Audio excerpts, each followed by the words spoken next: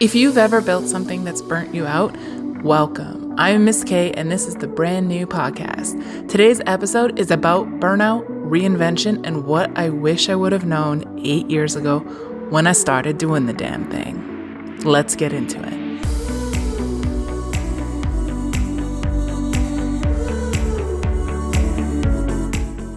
Okay, well, welcome back, or maybe welcome for the first time. This is technically season 4 of my podcast journey, but to be honest, it kind of feels like the real season 1. If you followed any of my past projects like the QEQ or the Aligned Entrepreneur, anything else I've started during these past 8 years of entrepreneurship, then you know that I tend to go hard, pause, evolve, and then come back entirely different. And this is no different. This is one of those times. Only now I don't feel like I'm coming back. I feel like I'm rebuilding, if that makes sense. So in this episode, I really want to talk about something that I think is the catalyst to this new podcast episode. And to be honest, the brand new podcast, you're going to hear me come to the revelation of it.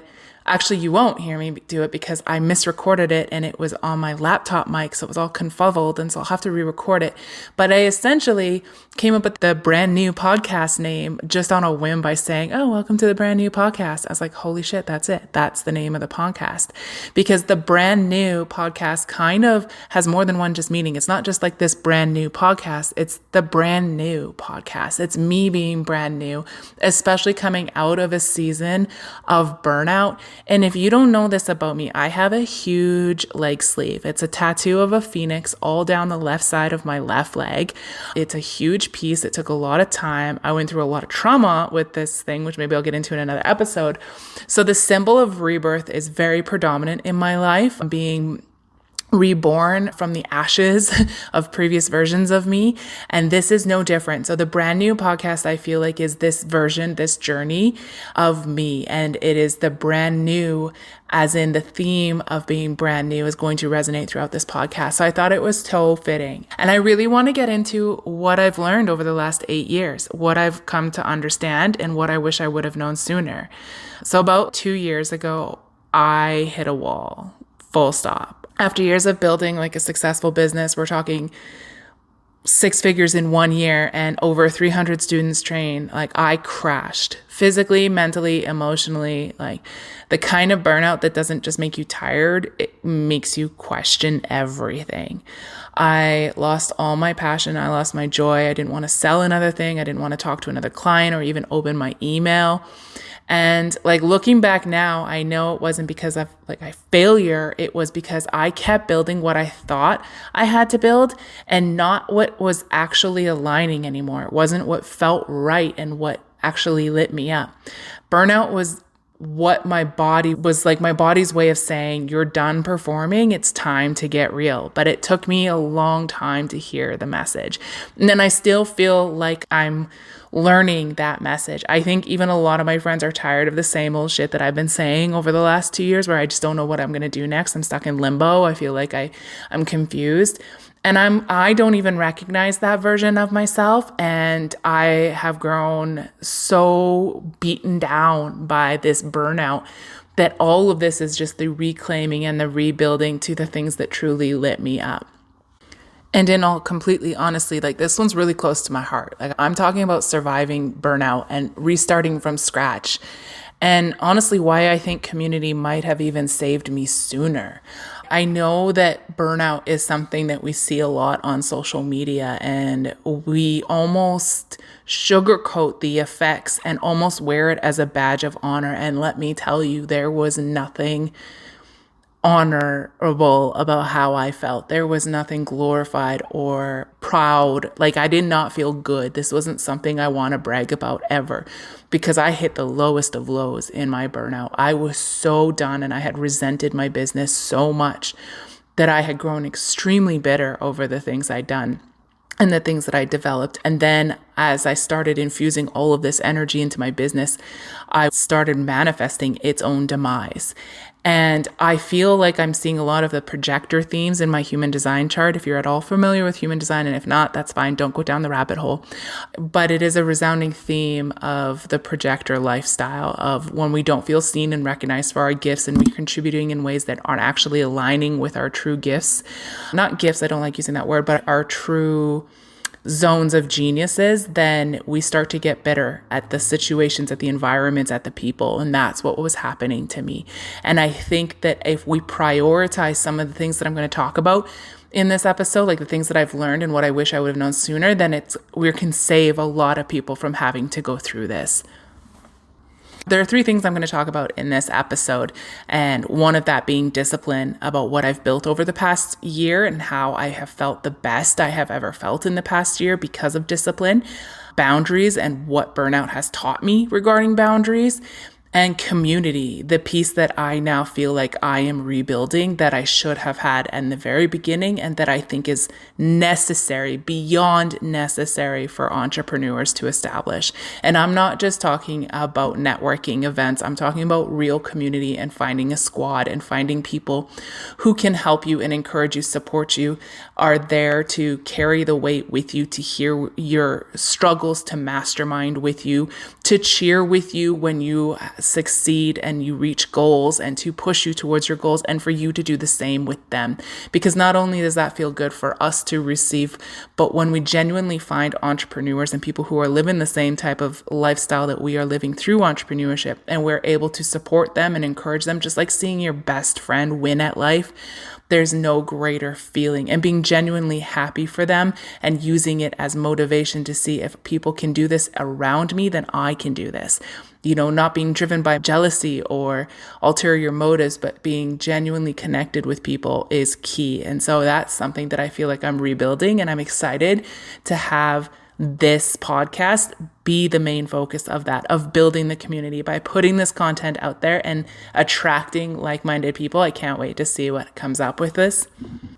So I'm going to just jump into discipline here and how I feel it's the difference. I once saw a post on social media a while ago that has resonated with me. I haven't gotten out of my head, and it literally was about, the quote was saying something like, discipline is the way to get everything you want in life. It is the key to getting everything you could possibly want. It's the key to achieving your goals, reaching your dreams, hitting your milestones, building that successful business, getting the body you want, finding the relationships you want. Discipline is the key.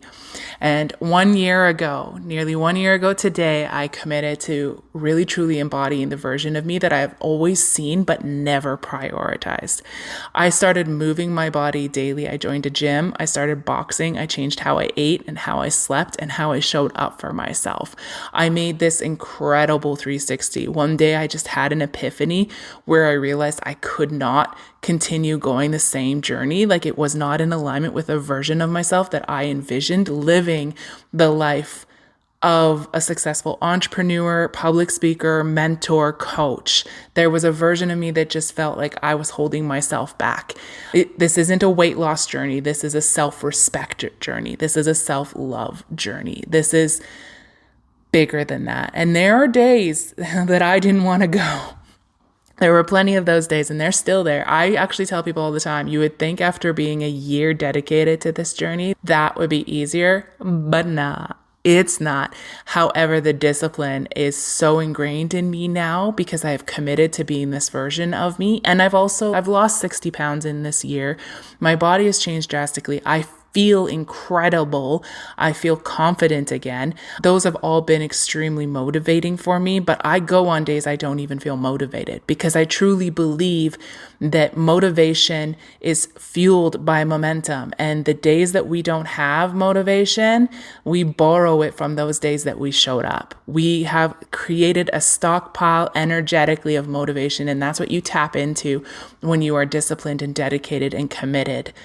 There are days like I felt like I had the perfect excuse, but I learned that discipline isn't just going to the gym, it's choosing alignment over comfort over and over and over again. And the gym and this lifestyle, this commitment to myself has been incredibly eye-opening because that rule applies across the board in all of my life.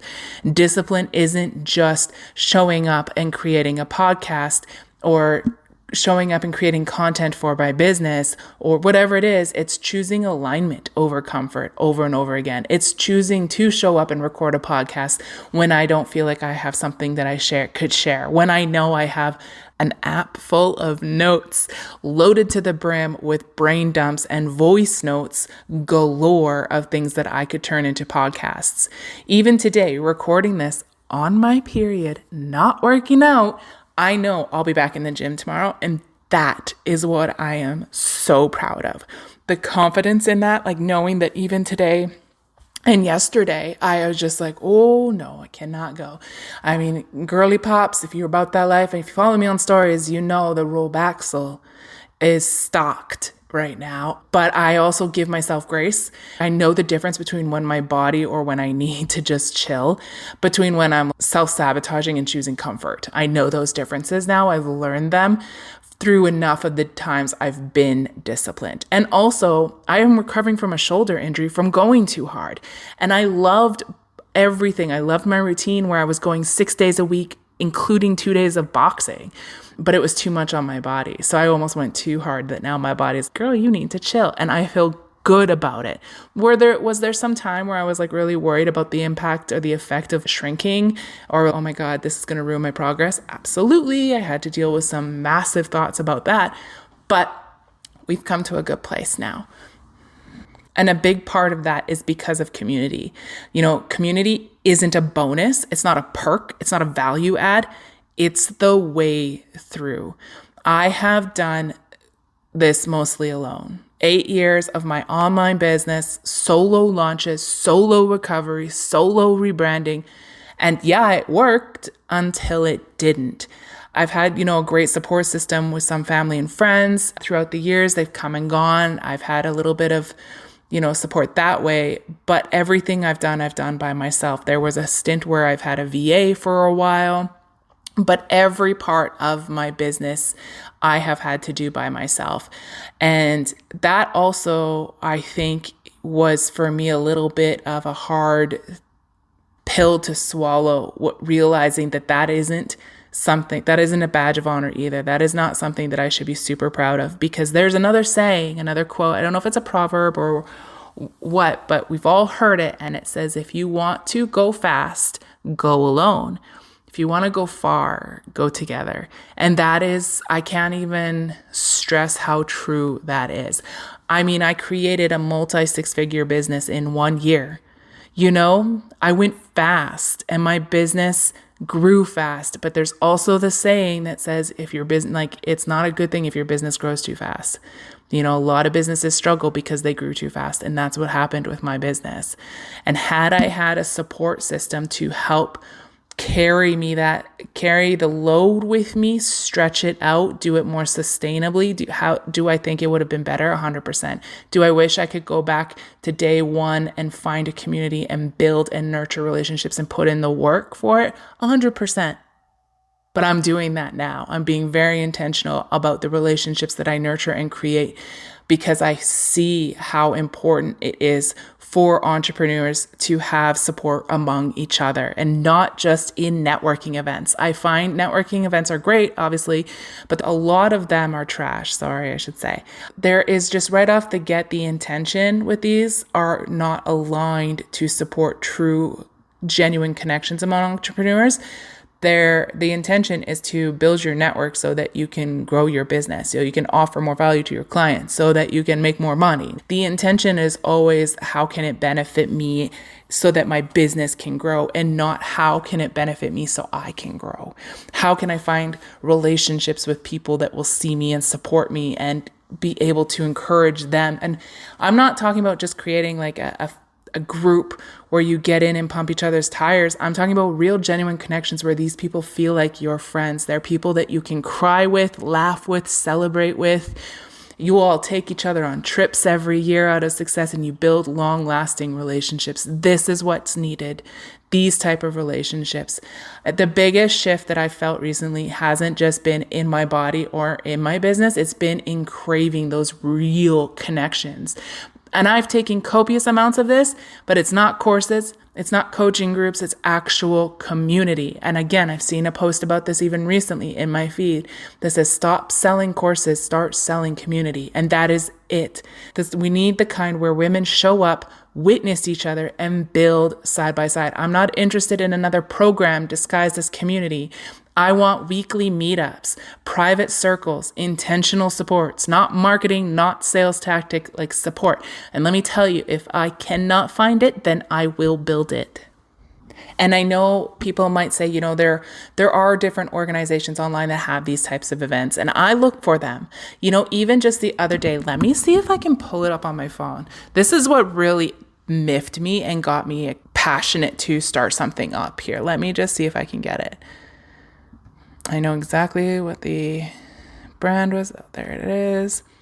And this post, literally, when I saw it, I was like, holy moly, this is speaking to my soul. This is it. This is what could this be what I'm looking for? I thought it was what I was looking for. And right off the jump, I see this post and it says, okay, it's a carousel, guys. It's a slide. So I'm going to read off some of the posts. Only 2% of women-owned businesses ever break 7 figures. The ones who do, they don't do it alone. So immediately I'm like, oh, preach, sis. Like, we're talking community now. I can feel it. Let's go. Swipe. If you're always trying to be normal, you will never know how amazing you can be. It's a quote. It's in quotes. Oprah has often spoken about the impact Maya Angelou had on her life. And it wasn't just about advice or mentorship. It was about having someone in her corner who believed in her, and especially when things felt tough. That kind of support can make all the difference. Michael, preach. Yes. Swipe. Then it gives me a couple examples of entrepreneurs building successful businesses and building community. And there's a couple examples here. And then it says in one slide, when I started building my business, I was trying to figure out pretty much everything by myself. Same. Got you. Got it. I craved to find other women like me who I could chat to about business. This sparked an idea. What if I could create a platform to bring women together to talk about business? A platform where we could all help each other succeed. Oh my gosh, yes. Okay, we're getting really specific on community here. This is great. I created the blank blank because I didn't want other women to feel the way I did, stuck, unsure, or isolated. Now, thousands from around the world are building incredible businesses inside this community, and you can too. I'm like, sis, sign me up. So I dropped the comment in the DMs that's going to give me the ManyChat robot to send me the link, okay? So they send it to me, and then they've got a couple other slides. Behind every successful woman is a community that supports her. Join today, blah, blah, blah, blah. So I get the prompt and get the DM. Let me go to it. And this is why we need one another. It sounds like you're interested about learning this. So yeah, are you? Click below for the details. I click below. Great. If you're ready to unleash, come join us. So I click on the link to join. And lo and behold, it's another fucking program. It's a program teaching business owners how to make money in their business. And what you're getting is the Facebook group or whatever their group is hosted. And I'm like, what is wrong with us? Like, why is this we're literally using the need for community to me, it was cringy. It made me squirm. I'm like, why are we praying? And this is what marketing does, just in general. It's pain points, and I get it. But it's so misleading because you're not actually selling community. You're selling a program, and then you're selling the access to the group of people. And here's the thing. Are there real relationships in there that have been built? 100%. I believe it. But when the intention isn't truly to nurture those relationships, it's because you're trying to sell a program. The energy of that is basically going to be smothered out. Like, it's not going to be the focus. So it's going to get lost. And I was really, really upset because I'm like, I feel like this is what I'm running into with all of these pages. And this is a huge page, by the way, they have 249,000 followers. So, I mean, there are a lot of women in this space, and I feel like there is an opportunity to tap into something. Like, there are apps like Time Left that have a cute little test and algorithm to help you find other women to go create friendships with over dinner. You're telling me we can't do that with entrepreneurship? Best believe I'm going to fucking do that with entrepreneurship, because I'm tired of these. I'm tired of seeing these sell you my program. You get access to these other people that are also in the group. And like I said, do relationships form out of there? I don't doubt it, especially because you're meeting other like-minded people who were drawn in for the very same reason. But it's not something that's being nurtured and truly built up in a way that can be sustained and impactful to the degree that it deserves. So this is where I feel like I'm building the unicorn, what I wish I would have had sooner in my own business and in my own life, and how I'm intentionally going out there to create the very same thing. And this is also something I've wanted to do for a long time. Again, people who have been in my life and have heard me talk and want to do this have known that I've also been talking about it for a hot minute, and my own perfectionism tendencies tend to keep me playing small because I think it needs to be perfect before I launch. I need to have the right structure, I need to have the right name, and I need to have all this BS in it that really has nothing to do with it at all. And so that's where we're going with this episode. This is where the podcast is going to be headed. And I would love your feedback if you resonate with this idea. If this is something you're also looking for, I know I have a lot of women in my space who've commented and reached out when I have shared this idea that they are very much interested in it. But I would love your feedback. You know, this is something also, what I'm looking to create is a private community where people are committed to showing up for each other. And I'm talking like at least bi-weekly, but hopefully once a week. I think honestly, we need to prioritize community building. It can't be something you fit and squeeze into your schedule when you have time. It needs to be a priority because it is that important. And also really finding a way to make sure that the process allows the right type of people to be fit with one another, so that those who are on the same type of wavelengths and have the same interests and same personality types, and I mean also using personality types that complement one another, is important. And so I want to hear from you guys. And if you're interested in joining it, then comment below, be engaged with this so that we can also build this community up from scratch this way. And if you want to find your own way to do it, then go out and do it. Please go out and start finding community. And finally, I just really want to talk about boundaries and what burnout has taught me regarding boundaries in my business. I, for a long time, used to think that boundaries was about saying no to other people, but burnout has honestly taught me that it's all about saying yes to yourself, to your energy, your needs, and your limits. Every time I overextended or over-delivered or tried to fix everything alone, I paid the price. Boundaries became the line between building a business and burning out from one. I honestly used to think that boundaries was about keeping people at a distance too, that they were like defensive moves that you made when somebody crossed a line. And while it is to a degree, what I've really learned, especially through burnout, is that boundaries aren't walls, they're agreements. And they're not with other people, they're with yourself. It's how you say, I matter here. Like every time I said yes when I wanted to say no, or every time I answered a late night message or extended my availability, stretched myself thinner just to hold someone else's stuff, I was abandoning myself. And the world does not clap for that. It just gets used to you bleeding out on its behalf. Like boundaries are how I stopped hemorrhaging energy into things that did not serve me. It's how I reclaimed my time, my nervous system, my clarity.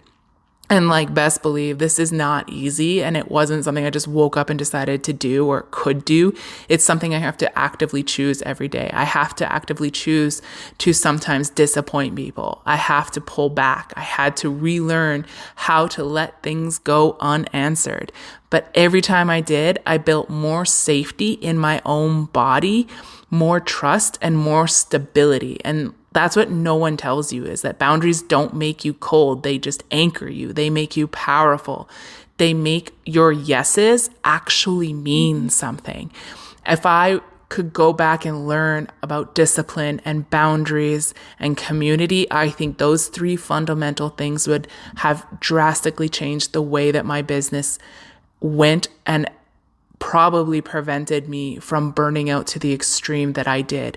And so if you're taking anything from this podcast, I really hope that you hear these words and that they resonate with you on a level that inspires change and motivates alignment and courage to love yourself, to go on a journey of self-love for yourself, to go on a journey of saying yes to yourself, and go on a journey of finding community that will support you, because you will be unstoppable, not just having boundaries and discipline, but even more so with a community. There is a reason that we are meant to live in villages and meant to live in communities as human beings, and entrepreneurship is no different. We live a different life. We are a different breed of people. We need to go out and find people who understand what that looks like. So this podcast isn't just about entrepreneurship anymore. It's going to be about the whole journey, burnout, reinvention, health, mindset, systems, community, healing, growth, all of it. I'll be sharing the receipts, like what worked, what didn't, what nearly broke me, and obviously what rebuilt me. And let me just ask you, if you're building from burnout, I want you to pause and ask yourself, is this sustainable or is this just familiar? Because burnout doesn't come from doing too much. It just comes from doing too much of the wrong shit. My business grew too fast and I ignored all my energy signals, and the recovery has not been pretty, but it has most definitely made me redefine what success means. And I'm hoping that I can help somebody else. I can help prevent somebody else from having to go through the same dark shit that I went through during this recovery, and learn from my mistakes before you have to make your own.